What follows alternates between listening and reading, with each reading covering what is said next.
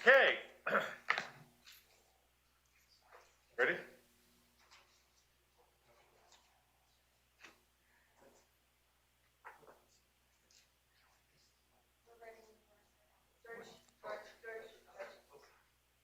You ready?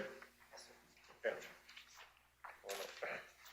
I would like to call to order today's meeting of the State of Nevada Board of Prison Commissioners for Monday, October 25th, 2021 to order. Could I ask the clerk to take the roll, please? Yes, Governor, I will take roll from the Las Vegas location for this meeting. Governor Sisolak, Here. Secretary of State Sagafsky, Attorney General Ford. Here, present in Carson City. We have 2 board members and we do have a quorum. Thank you. Moving on, item number 2, public comment. This is the first time set aside for public comment. Anyone wishing to address the board on any item on the agenda, please step forward, identify yourself for the record, and comments will be limited to 3 minutes. I'll start in Las Vegas. Come on up. Right there's fine. Anybody else? No? Okay. Good morning. My name is Patricia Adkisson, Adkisson. My comments today relate to the ongoing visitation restrictions. At the April 20th board meeting, Director Daniels reported 2,474 active employees, of which 831 were fully vaccinated, with another 1,237 having received the first dose of Moderna as of April 16th, presumptively receiving the second dose by May 16th, bringing the total number of fully vaccinated to 2,068 out of a possible 2,474. This is a full 84% vaccinated. Likewise, the entire inmate population seeking vaccinations have been vaccinated, notwithstanding intake and holdouts. Governor, according to your related mandates, we are supposed to be restored to full visitation, allowing a hug and a kiss from our family members. The restrictions on visitation must now be removed. It is universally understood that mandates to get a vaccine cannot compel vaccination. However, equally important, it is understood that the unvaccinated, by their own choice, no longer enjoy the same standing. It is these individuals that pose the risk. The small number of unvaccinated inmates can no longer be the excuse to lock down or quarantine prisons and restrict visits. This is a conflict with your related mandates and appears to implicate a policy decision to exploit the CARES Act for related funds. This is a great concern to the public trust. I strongly encourage this board to take immediate action as promised to return to normal operations and visits. If any concerns persist related to minority of unvaccinated inmates, the unvaccinated inmate population should be combined into exclusive housing units and not be utilized as an excuse, just as your own mandate prevents unvaccinated staff from participating in work. Uniformly related to inmates must be observed, where this has now been established as their choice. Governor, I must inform you that I did properly apply and receive an approved extended visit in advance. And 1 week prior to my visit, I confirmed with the warden secretary, which I relied on that, even though their visitation was suspended at that moment and was in conflict with my approval. They told me I could still come as the lockdown was only for 2 weekends. 2 days before my visit, which was this past Wednesday, after I spent the money on airfare, home, hotel room, rental cars, and arrangements for a caregiver for my paralyzed mother, I received an email at 5:23 in the morning saying that I canceled my own visit. That record is not accurate. I did not cancel my own visit. So I called the warden secretary and she admitted no, they just represented it that way, that they canceled my visit. I think it's time, Governor, that you pay attention to what's going on with the prisons. I think you need to reopen visits. At NNCC, Silver State Industries workers can go to work despite the claim that the rest of the prison is locked down for COVID. Why they get preferential treatment and no other workers are allowed to go, workers that do not test positive, is not a uniform application and operation. This has now resulted in financial hardship for me, where they cancel my visit 48 hours in advance. I'm supposed to get on the 48 hours before I'm supposed to get on the plane. Please open our prisons for visits. Thank you. Thank you. Anyone else wishing to speak?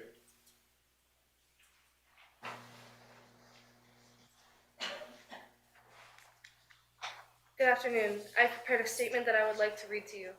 My name is Faith Adkisson, Adkisson. My father is an inmate at NNCC. I want this board to consider the hardships that I experienced related to your visitation restrictions. My mother was 3 months pregnant with me when she was attacked.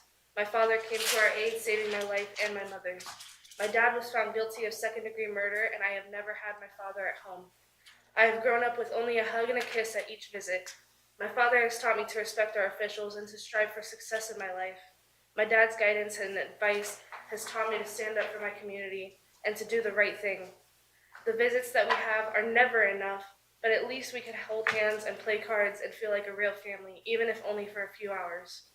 Governor, I know you have daughters, and I wonder how you would feel if you were not allowed to hug or kiss your kids or to limit your visits. I will graduate from high school this coming May, not only with my diploma, but I will also have earned my associate's degree as well.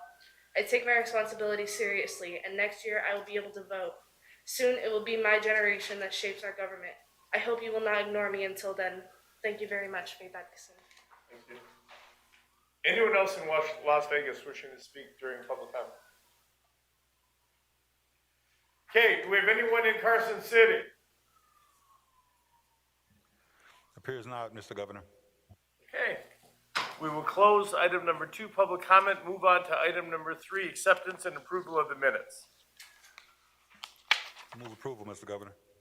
We have a motion on the floor for approval. Is there any discussion? All in favor signify by saying aye. Aye. Are there any opposed? Motion passes. Moving on to item number 4, Director Daniels' report. Good afternoon, Governor and General Ford. For the record, my name is Charles Daniels, Director for the Nevada Department of Corrections. Today marks roughly 20 months that NDOC has been immersed in COVID-19 related operations. As a leader, this has been uncharted territory not only for myself, but for leaders in corrections around the world. The continued success of the agency's operations is a direct reflection of the commitment and dedication of the Nevada Department of Corrections staff. As of today, NDOC has an offender population of 10,471 and 2,372 active employees. This number excludes pending transfers from local jurisdictions and any new hires. Before responding to the issues routinely discussed during the Board of Prison Commissioners meetings, I will address what has become a routine onslaught of implied and direct accusations leveled at NDOC. First, the fine men and women of NDOC are deeply committed to public safety as well as one another. Every staff member employed by NDOC was designated as essential, whether they work directly with inmates in a secure facility or outside a secure facility, whether post-certified or not. While many employees, whether public or privately employed, were able to transition into remote work sites to avoid congregating in high-density environments, my staff reported for duty. In spite of having to deal with personal issues such as family member illnesses, to include death, childcare and school attendance challenges, job loss of a partner or significant other, and personal illnesses, to name a few. The men and women of the Nevada Department of Corrections are heroes and should be acknowledged as such. Our agency has a mantra: no one gets left behind, ever. Has never been so demonstrated as right now. Although some of the people speaking today would have you believe otherwise, the Nevada Department of Corrections is committed to the health and safety of employees, offenders, and volunteers. Measures to protect all of the above have been put in place to combat the devastating effects of COVID-19. NDOC stands steadfast with Governor Sisolak's goal of saving lives. Those measures have come under attack in a report authored by Return Strong. Firstly, we question the validity of an analysis that includes responses from just 28 inmates of more than 10,000 housed by NDOC. The report lists 10 key findings, most of which deal with quarantines, limited access to public spaces within institutions, and restricting exposure to outside people. While the NDOC has not been perfect in its response to COVID-19 outbreak, these precautions were in most instances consistent with the response around the globe. We are also not alone in employing a learn-as-we-go approach. This is the first global pandemic of this magnitude in over 100 years. Unfortunately, isolation and restriction have become byproducts of this pandemic. So let's talk about a few numbers. The NDOC is in its 84th week of COVID-19 pandemic. 1.6 million face masks have been distributed to staff and inmates. Temperature checks of staff have been taken at about 898,616 times. About 199,248 COVID-19 tests have been administered to staff and inmates. Let me repeat that number, as there's this claim that somehow we are not really focused in on the safety. 199,248 COVID-19 tests have been administered to staff and inmates. At the outbreak of the pandemic, Silver State Industries produced cloth masks for inmates and staff, face shields and gowns for medical staff, and have sanitizer for both inmates and staff. Sanitizer was initially distributed to all inmates. However, after an inmate was hospitalized for ingesting it, the sanitizer was delegated to staff to distribute in single doses. Protocols were put in place to sanitize common areas and units. Disinfectant foggers were provided to each institution. Staff have been tested weekly or twice weekly throughout the pandemic. N95 masks have been distributed to all staff and inmates on a weekly basis and are required to be worn. Vaccination clinics are held regularly at each institution. Important to note, inmates have not been left defenseless. Each inmate has the opportunity to receive the COVID-19 vaccine. Each inmate is provided 2 N95 masks per week and has access to hand sanitizer. Cleaning supplies are also available for sanitizing purposes. We are 1 week away from the deadline of the governor's vaccine mandate, and the Human Resources team continues to provide updates on staff vaccination numbers daily. It should be of note that at the onset of the pandemic on March 20 of 2020, NDOC reported roughly 128 custody vacancies, or 12%, and 176 custody vacancies at 9%. As of October 22nd, 2021, NDOC has 203 non-custody vacancies, or 20%, and 399 custody vaccines, or 21%. This represents an increase of 8% for our non-custody staff and 11% for custody. These vacancies can be directly attributed to pay, location, and the size of the applicant pool. Despite these continued statements of neglect and malfeasance, we are prepared to present AR 258 for review and approval. While previously there was no requirement for public input, the new AR, as set forth by SB 22, will be a collaborative effort between NDOC and the public. Although you were led to believe meritorious credits have been removed during the last 20 months, NDOC has in fact granted a total of 671,345 credits to 13,575 individual offenders since the onset of the state of emergency. Regarding the London survey recently mentioned in the press and via written public comment, NDOC has an offender population of roughly 11,000. The survey only represents 1,000 and or 9.09% of the total population. NDOC is required to follow the progressive discipline process, and all efforts will be extended to each unvaccinated employee to comply with the mandate. If you are unable to participate in the governor's office town halls, please contact your supervisor. This concludes my overview, and if there are no questions, sir, I will turn it over to Dr. Naughton after your approval, sir. Thank you. General Ford, do you have any questions? I do not. Nor do I. Do we have Secretary Sagaski with us yet? I don't think she could make the meeting, Governor. Oh, okay. Nobody told me. Okay, go ahead. Yes, sir. I will now turn this over to Nevada Department of Corrections medical update, and that'll be Dr. Martin Naughton, who's our acting medical director. Dr. Naughton. Thank you, Director Daniels. For the record, my name is Dr. Martin Naughton. I'm the acting medical director for the Nevada Department of Corrections. The Nevada Department of Corrections continues to be proactive in mitigating the COVID-19 for both staff and offenders. By continue our screening protocols and in doubt, keep them out mantra, as well as contact tracing. Most facilities broadcast information on internal television channels where available. COVID-19 information are posted in housing units and common areas by medical. The weekly town hall meetings were continued to be held to educate both staff and offenders, and we continue to offer COVID-19 vaccinations in each of our major facilities to staff and offenders. As of October 25th, 21, NDOC had a total of 820 doses of COVID vaccines at our main pharmacy.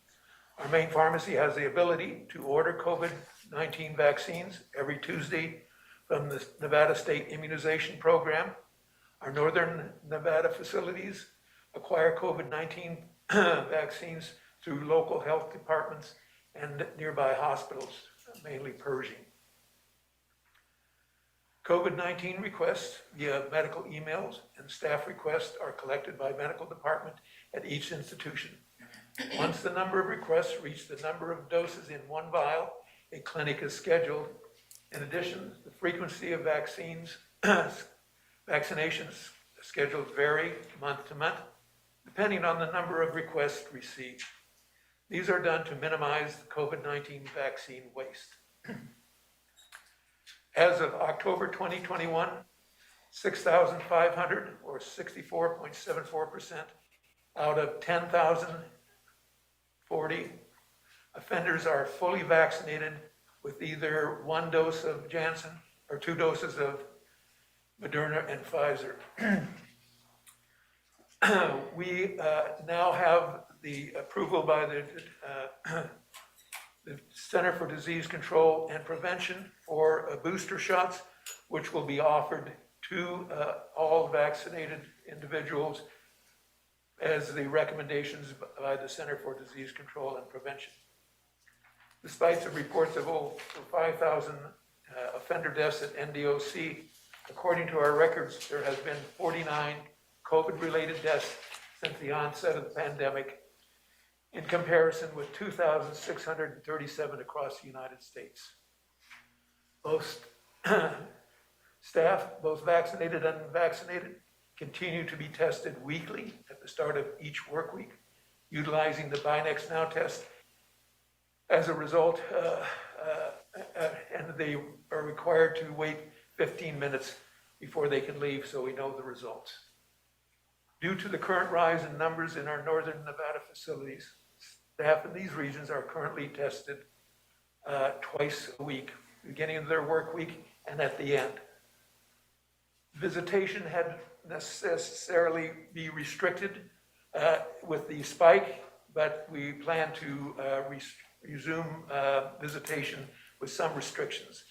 Those restrictions would be a negative Binax test, N95 mask for all participants, social distancing, and no physical contact.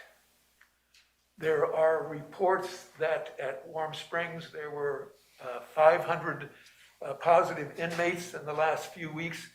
The truth is, from October 1st to the 22nd, there were 24 in total. Offenders are tested at intake when transferring from facilities to facilities, when transferring to the community and back to the facility on a weekly basis. Additionally, COVID-19 tests are administered as needed, as example, post-exposure or sympathetic offenders. The Nevada Department of Corrections also reinstituted a N95 mask requirement for all staff to reduce the risk of transmission of the virus. Currently, we have a total of 1,099,000 N95 masks, and 500,000 masks will be distributed starting next week. Staffing challenges for medical, we have 69 vacancy positions throughout NDOC. Are using 17 agency staff, nurses, phlebotomists, certified nurses assistants, and physicians to cover these vacancies. The Total overtime paid to our staff for the fiscal year 2020 was $673,978.87, and $1,807,868.93 for fiscal year 2021. The total temporary staff expenditures for the year 2000 and 2021 is $5,668,591.90. NDOC continues to identify and treat offenders infected with hepatitis C virus. As of October 20, 2021, 345 offenders are receiving hepatitis treatment, and 203 offenders have completed their treatment. We continue to be on schedule to complete the treatment of all hepatitis positive offenders by October 29, unless they are medical contraindications. We have 833 who refused testing, which was 8.43% of the total positives, and 103 or 13.99% refused treatment. Lastly, I would like to thank all of our medical staff who are presently working and fulfilling all the medical services, including COVID-19 related tasks, vaccination clinics, maintaining the safety and security of our population. This continued preservation and dedication and can-do attitude, in spite of being understaffed, is recognized and fully appreciated. Thank you. That completes my update. Please let me know if you have any questions or concerns.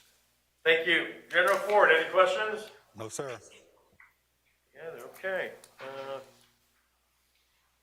Moving on to item number 6, operations update. Acting Deputy Director Garrett, up north. Good afternoon, Governor and General Ford. For the record, my name is Tim Garrett, Warden at Lovelock Correctional Center and Acting Deputy Director of Operations. On behalf of Deputy Director Brian Williams, I would like to provide the following operational updates. Despite the many challenges that this pandemic has presented, NDOC has been able to approve and implement 16 core programs for merit credits, 13 optional programs for merit credits, 34 vocational programs, and 5 educational programs. While we are slowly returning to volunteer-led programming, it's notable that substance abuse disorder programming has continued throughout this pandemic. Additionally, we took the opportunity to revamp our volunteer and education training to include National Institute of Corrections pre-coursework. These revised trainings are hosted by our associate wardens and above only. I'd like to touch on a couple different topics, one of them being the vaccination mandate. The wardens at each facility continue to meet with staff on a daily basis to gauge the temperament of their employees in an attempt to anticipate the level of involvement in the rumored work stoppages. Wardens continue to provide guidance as it relates to the COVID vaccine mandate and the benefits of being vaccinated. All staff are actively encouraged to report any unusual occurrences that may threaten the safety and security of the facility and/or department. NDOC feels aptly prepared to handle any anticipated work stoppage as a result of potential employee protests. All wardens understand the responsibility to ensure public safety, staff safety, and inmate safety as we attempt to mitigate the spread of COVID. As such, leadership will make the necessary decisions that keep safety at the forefront and in the best interest of all under our care. Another area that I'd like to talk about real quick is the staffing challenges that we currently face, especially in our northern facilities and institutions.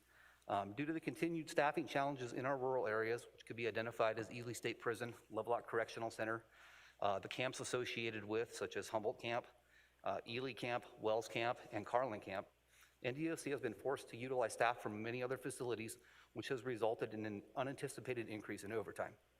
Additionally, NDOC has relied upon many untraditional methods to use resources in an attempt to provide support by utilizing non-facility specific staff from Central Transportation, from our training division, from our employee development division, as well as executive team members going to many of our rural camps to perform shifts. The southern-based facilities have also been used to provide assistance and relief. The continued use of overtime has resulted in staff burnout, safety and security concerns, and essential operating tasks not being completed. NDOC continues to address recruiting and retention However, we continue to struggle with identifying qualified applicants, which Acting Chief Smith will address in her update under agenda item number 7. That completes my operations update, and I welcome any questions or comments. Thank you very much, Mr. Garrett. Any questions, General Ford? No, sir. Me either. Okay, number 7, Human Resources update. Go ahead, Acting Chief Smith, Chief of Human Resources. Thank you, Director. Good afternoon, Governor and General Ford. My name is Kimberly Smith, Acting Chief Human Resources Officer at NDOC. In efforts to maintain best practices for NDOC's employee recruitment and retention endeavors, note that we are growing and mentoring from within through both in-house and professionally accredited programming for professional development opportunities to reach, attract, and retain the very best service from our current employee pool. By driving learning and professional growth through perfecting and enhancing skill sets, the intent is to promote an employee call to action. We are attending local and, when budget allows, out-of-state job fairs. We are connecting with local colleges and universities in the North and South so that NDOC is seen and can promote the benefit of joining our team. Moreover, we are making our presence known on social media by making efforts to updating our Facebook and LinkedIn pages for job posting opportunities and updates. Lastly, we are revisiting the critical rehire labor shortage program. We are reaching out to the Retired Police Officers Association and pulling an internal NDOC report of upcoming retirees, in addition to looking to contracting staff as initiatives to grow and stabilize staffing within NDOC.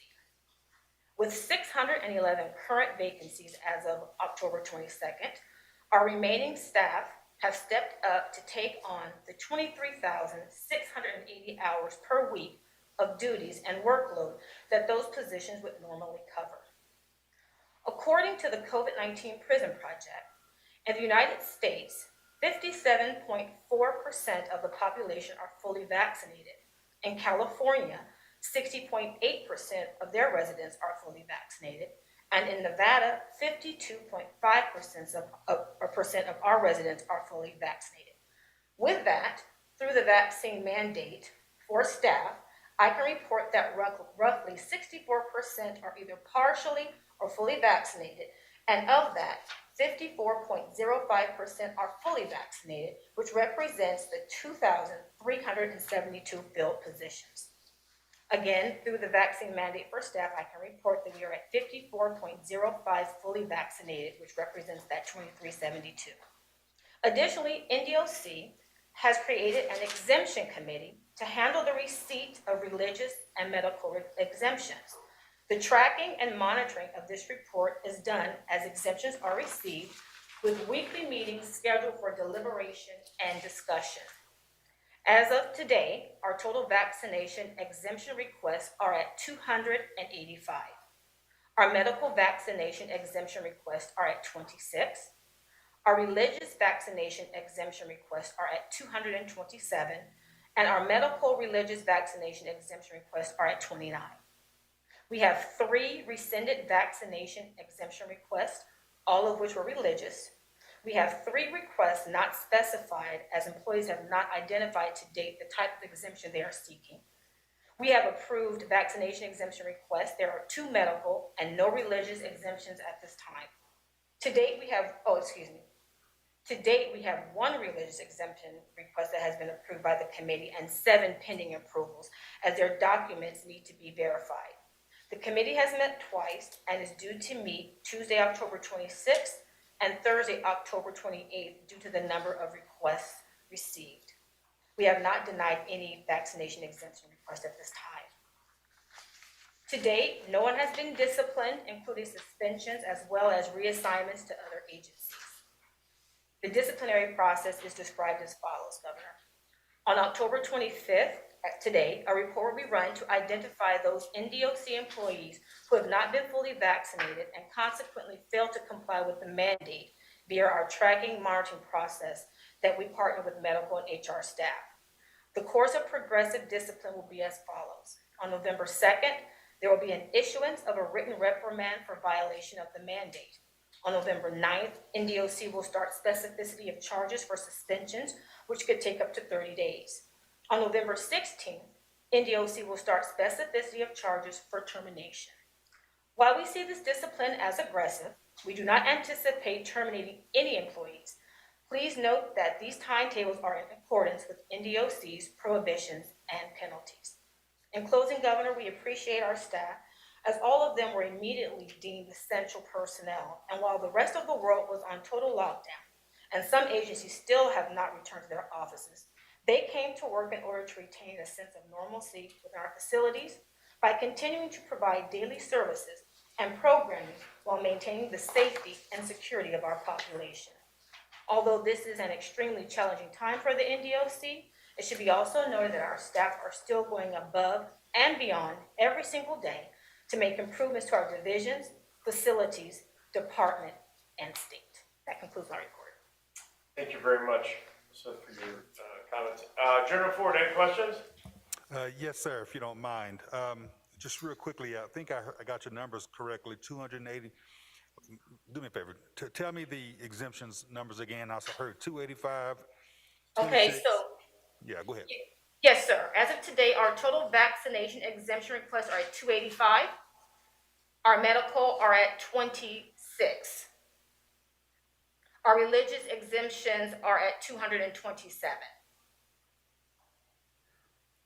And what's the 29 number you mentioned at the end? Oh, I'm sorry, and medical religious vaccination exemption requests are at 29. Okay, so I want to be clear. So the 285 number includes those last three numbers. Is that right? Yes, sir. Okay, Yes, all sir. right. Yes, sir. I'm sorry. All right, I just wanted to be certain. I thought you were saying we had about 600 exemptions No. in total, but okay. I apologize, sir. All right, very good. And remind me, please, how many employees do you have? 2372, sir. Okay. Okay, thank you, Mr. Governor. Thank you. Thank you, sir. Okay. We'll close item number 7, move on to item number 8, temporary administrative regulation 258, inmate fiscal procedures. Yes, Governor, we will have Lisa Lucas. She is the Acting Deputy Director of Support Services. Good afternoon, Governor and General Ford. My name is Lisa Lucas, Acting Deputy Director of Support Services. The most recent version of AR 258 has been reviewed by Nevada Department of Corrections, Nevada Secretary of State's Office, and the Nevada Attorney General's Office. All revisions have been compiled effective October 15th, 2021 for final review and approval by the Board of Prison Commissioners today. The last two versions of this AR have been temporary due to the changes in legislation that largely impacted the inmate deductions. For this reason, and per recent audit findings, it was determined that the fiscal procedures for inmate banking would remain in this administrative regulation, allowing for approval as an agency, and all deduction-specific regulations would be submitted in a separate administrative regulation to follow. Per Senate Bill 22, this pending administrative regulation is being drafted for approval per NRS 233B procedure to establish approved inmate deductions as set forth in NRS 209.247 and NRS 209.463, not to exceed 25% of inmate non-payroll deposits and not to exceed 50% of inmate payroll deposits. Per federal and state regulations, the following deductions are prioritized as follows, given the applicable cap: court filing fees, restitution, child support, capital improvement, room and board, DOC sanction, savings, victim of crime fund, restitution, PPF primary trust. All the July 1st, 2021 to July 27th, 2021 deductions related to the new SB 22 were not yet in place. They took effect July 28th, 2021. There were 2,130 deposits which have been to be reversed. These reversals were processed in September 2021. Please note, reverse and repost is a 4-step process and takes a team of at least 3 people to complete. It is very involved to ensure the old deposit is reversed correctly and the correct deductions are withheld from the repost.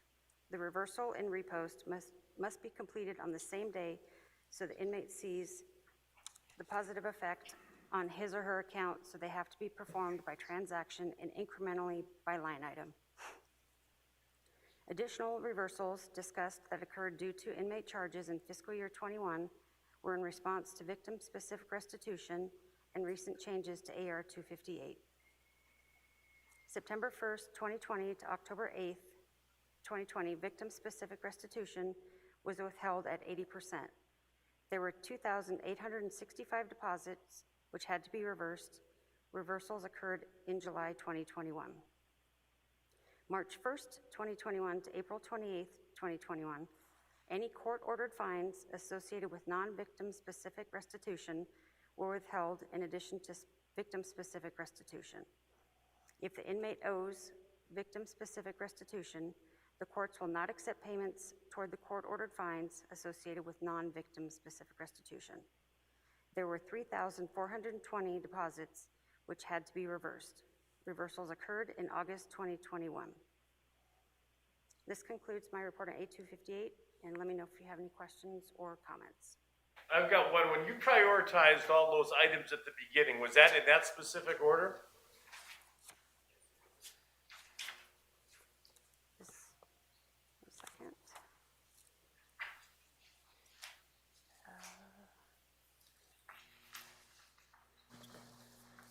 You had court fees, restitution, all kinds of things. Governor, yes, that is prioritized in that order. Is that a prioritization that you came up with? Who came up with that? Governor Randall Gilmer, Chief Deputy Attorney General for the Department of Corrections, if I may answer that question for you. Those are specifically listed by statute. I can give those statute numbers if you would like for the record, but they are all based upon specific NRS or federal statutes. Why is child support so far down on the list? I will have to look into that answer. That's the only one I got a problem with. As far as I'm concerned, child support should be the first one on the list. Yeah, but they are listed specifically based upon statutes, and that's how that is how that rating is determined, based upon how they are listed and prioritized pursuant to statutory interpretation. Okay. Okay. General Ford? I have no questions, thank you. Okay. You want to present the next one then? Is that both of them? Vote on that? Yes. Governor? So one was the red line, I believe, and the other was the merged version, is that right? Correct. Yeah, so the red line was behind tab B. Okay. Right. So, Yes, Your Honor. Yes, AG Ford, the red line was to indicate the changes from the previous temporary AR that is currently in effect and how it would be changed based upon the one that is under the new exhibit tab if voted on today. very good. Okay, so that I'm clear, do we need a motion on this to make it a regulation, am I right? You're right. Okay. Mr. Governor, are you willing to entertain a motion on this? Yes, sir. Then I will move that we approve the proposed regulation for AR 258 as found behind Exhibit 8A. Okay. We have a motion on the floor. Any discussion? All in favor signify by saying aye. Aye. Are there any opposed? That motion passes. Okay. Moving on, public comment. This is the second time set aside for public comment. Anyone wishing to address the board on any item, please step forward, identify yourself for the record, and comments will be limited to 3 minutes. Do we have any public comment in Las Vegas?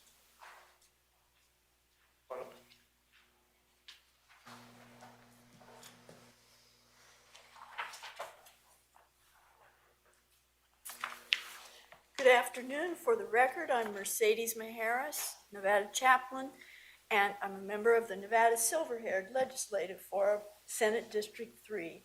I have written a report to you that is kind of an outline because it's much more extensive. I trust that you will look into these items and make change on behalf of prisoners. And first of all, I'd like to say that we support in our office the Return Strong, and we applaud the Criminal Justice Institute study because we think that there are two sides of the coin, and it's very important for the health of our society to pay attention to all the suffering that's going on. It's tragic, it's unbelievable, and it's a level that I've never seen, and I've worked with prisoners since 1997, and we thank you for taking a stand on the COVID.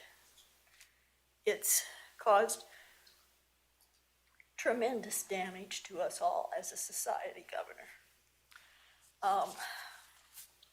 Just a few things here I'd like to hit on. The verbal abuse and the use of force has to stop. We have report after report, and the personnel are simply non-compassionate. And if they were on the other side, they would beg for compassion. The IRS stimulus checks, they're not passing them out. Yes, they said at the beginning that, oh yes, we pass out IRS stimulus checks. We get requests from our office, and they don't get them. They can't get them. We end up mailing them in, and we think that that's wrong. The distance learning support is, in my mind, abysmal. It took almost 3.5 months to enroll one person in a correspondence course, and it's taken over a month. Just before I got here, I got a phone call. Finally, the brass slip payment was signed today, and it's going out by Wednesday to the school. Months and months and months go by, and the prisoners have nothing to do. No education because of the COVID. It's not everybody's fault. It's the disease fault. But we're all suffering because of it. So I think that to make up for all of this, we need to pay for distance learning because we don't have the staff to teach. But we do have prisoners who are eager to learn. I promise you that.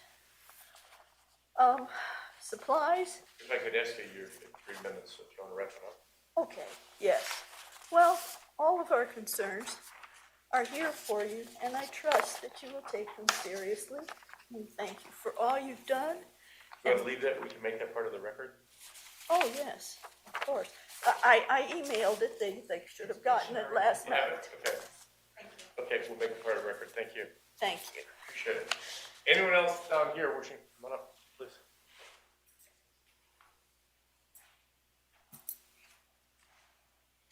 Again, my name is Patricia Adkisson. My comments relate today to the previous notice that both my husband, Michael Adkisson, and myself have provided to this board, significantly to you, Governor.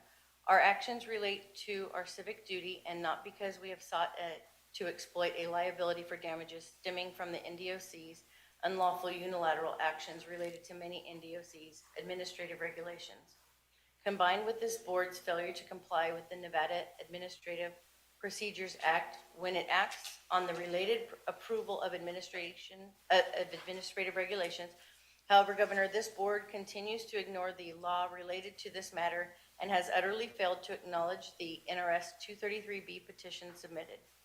This board's unreasonable course of conduct is in direct conflict with the official acknowledgement found at Exhibit 10, submitted at the April 20th board meeting, which expressly acknowledges that the director cannot approve any temporary administrative regulations, and further that this board must comply with the Nevada Administrative Procedures Act when approving any regulation. The countermanding claim that Administrative Regulation 100 can be utilized to approve a temporary AR demonstrates the need that you, Governor, must step forward in order to ensure the laws are followed. You cannot simply rely upon the status quo in order to proceed. AR 100 is functionally invalid. The director cannot grant himself power that the legislature expressly forbids. This board continues to function as a body to simply rubber stamp whatever the sitting director insists upon.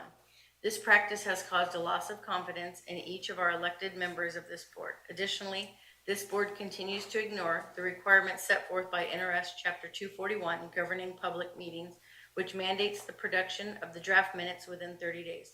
This renders any action taken invalid. My request on August 31st to the Public Information Officer continues to go unfilled related to the July 27th meeting. Governor, there isn't even a published phone number to reach out to you or manner enabling the public to report on any improper conduct. NDOC controls all aspects of these meetings and access to our officials. The fox is guarding the hen house. My husband and I stand ready to elaborate as needed. And I would like to know, how can I reach out to you? We're not trying to create problems. We're trying to bring them to the forefront. And, you know, there's no way for us to reach out to you. My office number, you can call. Okay. 687. 6, okay, I'll have to get that from you. Okay, thank you. Anyone else in Las Vegas wishing to testify? Do we have anybody in Carson City, General Ford? We do, Mr. Governor. Okay.